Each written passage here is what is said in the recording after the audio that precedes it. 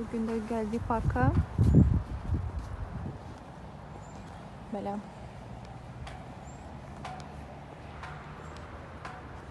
Bu parkda, Suraxan parkında belə günəş saatı var. Bu saat günün fərqli saatlarında, yəni saatı göstərir. Burada aşağıda hətta qeydlər də var. Saat neçədir? Sözün düzü, mən özüm çox anlaşım yoxdur bu saat necədir. Amma bilirəm ki, bu günəş saatıdır. Maraqlı bir şeydir.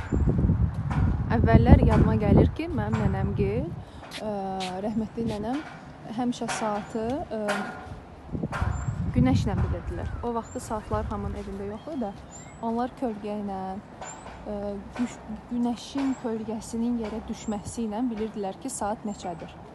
Məsəl üçün, bura qədər düşürdü, təxmin edirlər ki, gün hələ səhər vaxtıdır. Bir müddətdən sonra günəş digər hissəyə keçəndə təxmin edirlər ki, artıq gündüzdür, gün ortadır və yaxud axşama çatdı. Baxın, belə olur əvvəllər. Çox maraqlı parkdır. Burada hətta balaca çəhrayı formada kitabxana da var. Biraz nəfəs alaq, sonra dünən aldığımız balığı gedək qızardaq. Parkın içində belə maraqlı heykəllər də var. Çox maraqlı ab-hava yaradıb. Çox qəşəng bir şeydir. Ağacların belə çox olması.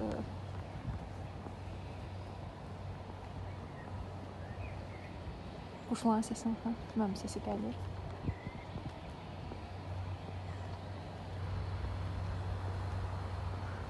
Çox sevinirəm. Qış bitir, yavaş-yavaş artıq yaz gəlir.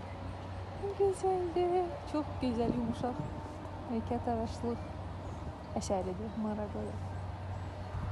Ağaclara bax. Həqiqətən də insan canlı varlıqdır. Görün necə ağaclar, yaşıllıq, təbiət insanın ruhunu yumuşaldır, rahatlaşdırır, beynini açır. Bu çox gözəl bir şeydir. Ümumiyyətlə sizə çalışın, təbii havada çox vaxt keçirəsiniz.